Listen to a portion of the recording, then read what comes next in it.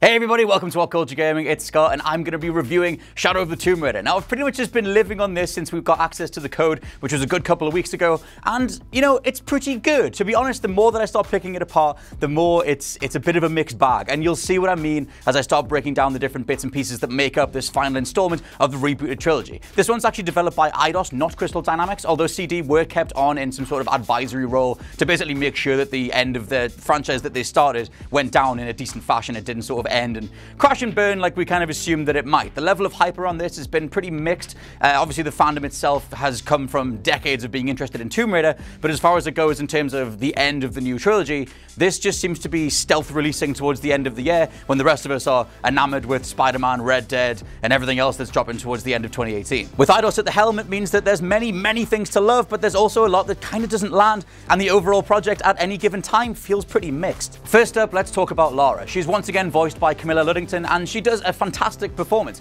Eidos actually write Lara in a more introspective, more dramatic way than we've got either from the 2013 one or even Rise of the Tomb Raider. There's a particular cutscene where she's sitting next to a campfire reminiscing with Jonah as to all the different adventures that she gets lost in and why she does what she does and just who she is, where you really get a sense of what drives her, and it's a level of personal, I don't know, interaction or a way that she's expressed herself that I've not seen in any of the Tomb Raiders before. I would kind of hold this up as one of the defining moments of the new trilogy, even though the vast majority of the overall story doesn't really land. In terms of the way that they write Lara, though, and the way that Camilla brings her to life, that stuff is spot on. In terms of how she's controlling, the majority of the same animations and moves from Rise of the Tomb Raider carry over, but now you've got deep swimming, as well as a wider array of stealth kills, and you can cover yourself in mud and just hop into a bunch of different places to hide from guards in ways that you couldn't if you were more visible. Story-wise, the setup is kind of like Ocarina of Time, as Lara triggers an apocalypse and it's used as a way to address Lara leaping into all sorts of scenarios and just worrying about them later. It's a great setup, and the cutscenes, like I said, are brilliant. The only problem is, once you get into the second half, and especially the final act,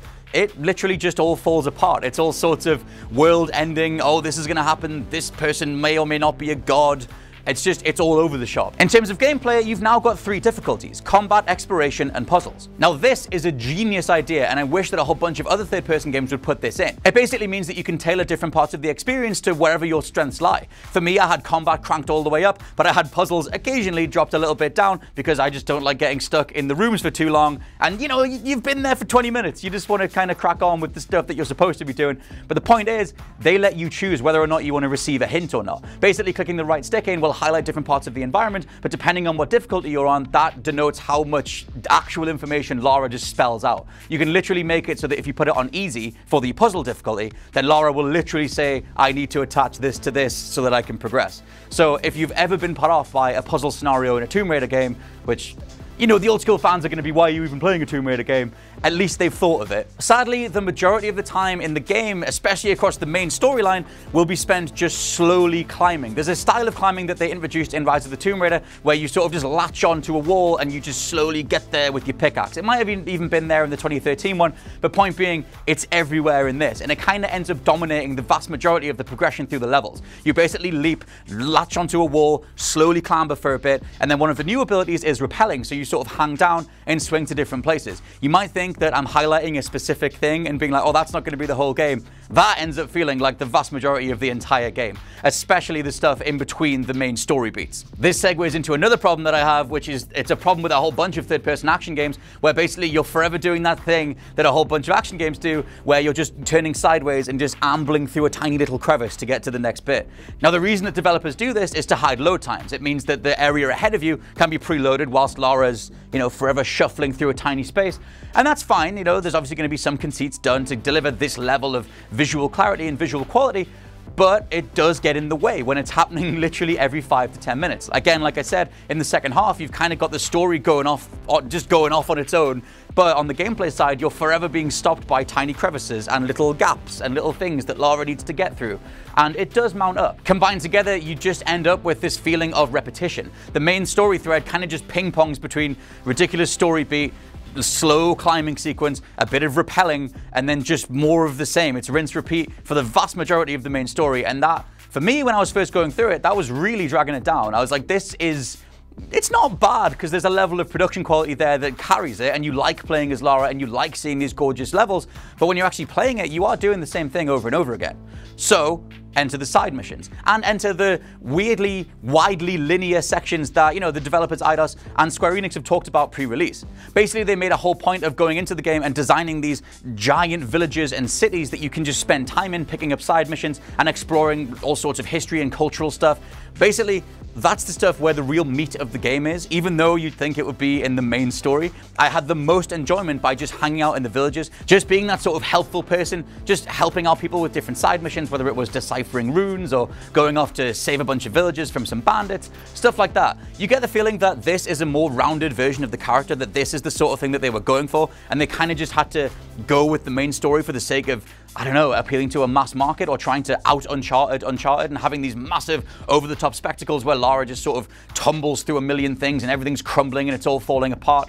Those things, after a while, especially when you do a few of them in quick succession, just feel, they're just numbing and nothing lands anymore. But if you're given the time to take in a level and a village and a progression, and you're allowed to hang out with Lara as she gets to remark on these different villages and different cultural traits and things like that, that's the old school Tomb Raider feel, especially when it comes to the verticality present in a lot of the side quests. Sadly, it's also worth pointing out that Lara's repertoire is pretty much carried over from Rise of the Tomb Raider. She has nigh on the same animation set, whether that's stealth killing or, leaping from above or whatever it is. It can feel like you're just playing Rise of the Tomb Raider with a set of new levels. Now, like I said, you can mud up and hide in places, but it's all contextual. You can't really, bury yourself underground whenever you want. It's not like Snake Eater or Metal Gear Solid 4. This is a game that, when you click the right stick in, says, look, you can hide here, here, and here, and then it's up to you how much you kind of want to just get stuck in.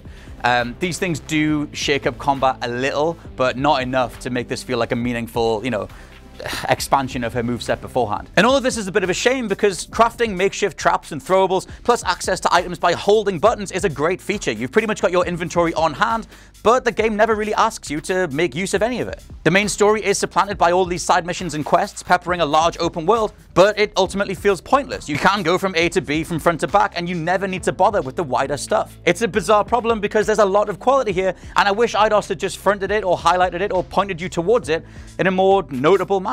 Overall, this does end up feeling like the foundations of a more thorough video game product, and a more rounded Lara come from establishing her as a helper of the people, an explorer and good-natured person overall, someone who survived the ordeals of the Yamatai Island and became more giving as a result. All of this comes from my own headcanon, or me connecting the dots across the entire trilogy, alongside a liberal dosage of just, being a fan. I don't think that they spell these things out in a more, natural, cohesive way like Nathan Drake in Uncharted 4 or Kratos in God of War. This is just not as tight a written story, but again, your mileage may vary. If you're already a huge Lara fan, especially of the new version, you might be able to connect those dots and kind of run with it. Overall, though, the level of production quality that is here, the game mechanics that Crystal Dynamics tried and perfected across the first two installments, they do carry it. Just don't expect any gratification from the main story or this feeling like this, amazing fan servicey final trilogy installment, because it ain't really here. The vast majority of Shadow of the Tomb Raider feels quite generic. If you stripped away Lara, no one would care, and that's a horrible, final line to put on this, but it's kind of just the way that I feel. A lot of the stuff that I love about this is the franchise on top of it. And, Eidos do a good job. There are some really phenomenal, brilliant facial animations, brilliant conversations, brilliant bits of dialogue, but it doesn't coalesce with everything else that's here, and ultimately that does drag it down. I'm still not saying this is a bad game or anything of the sort. I'm still going to give it 3.5 stars, but I do just wish that it had come together way stronger. It's very much more Tomb Raider, for better or worse. So let me know what you think down in the comments below. Were you planning on picking up Tomb Raider, or had you, a little bit like me, forgot that it was even coming? I've been Scott from WhatCulture.com, and I'll catch you soon. Goodbye.